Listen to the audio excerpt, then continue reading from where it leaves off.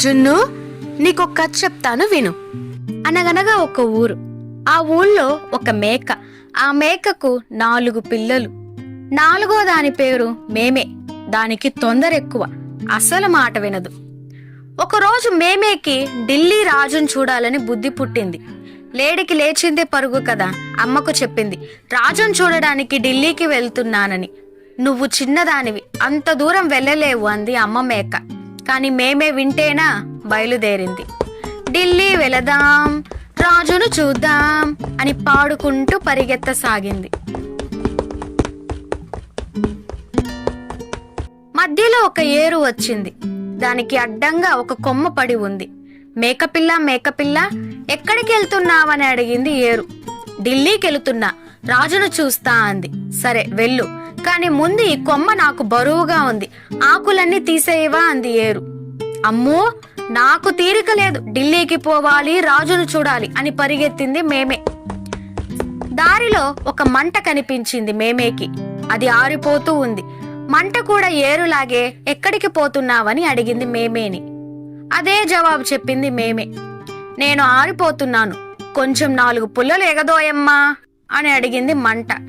అమ్మో, ఢిల్లీకి వెళ్ళాలి, రాజును చూడాలి, నాకు తీరిక లేదు పో అని కసురుకొన్నది మేమే. మేమే మళ్ళీ పరిగెత్తింది. ఒక చెట్టు ఎదురైంది. దాని చుట్టూ ఒక ముళ్ళ కంచె. చెట్టు మీదుగా వచ్చే గాలికి కంచె అడ్డం.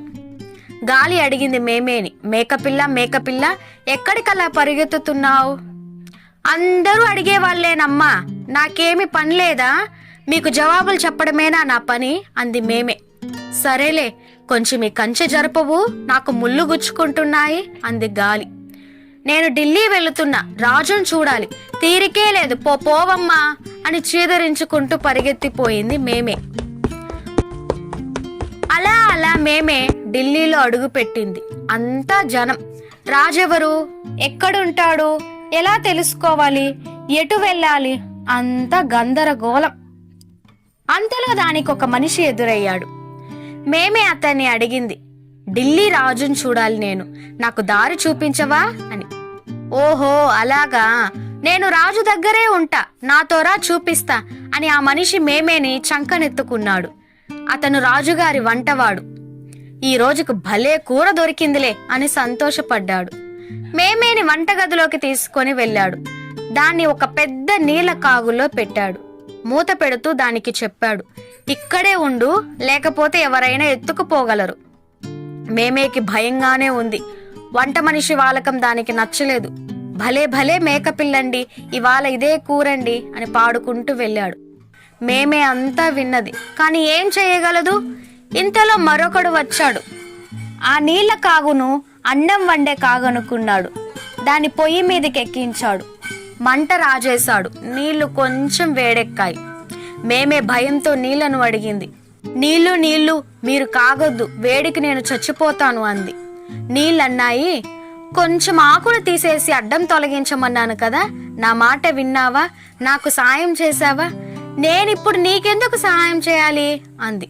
మేమేకి తన తప్పు తెలిసింది, కానీ ఏం లాభం, నీళ్లకు మేమేపై జాలి వేసింది.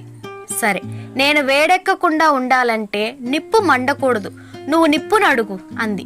మేమేకి నిప్పుతో తన ప్రవర్తన గుర్తుకొచ్చింది. గాలికి జాలి వేసింది. చూసావా మరి, నీవు ఎవరికీ సాయం చేయలేదు, మరి నీకెవరు సాయం చేస్తారు? నేను మంటను పక్కకు తోసేస్తాలే.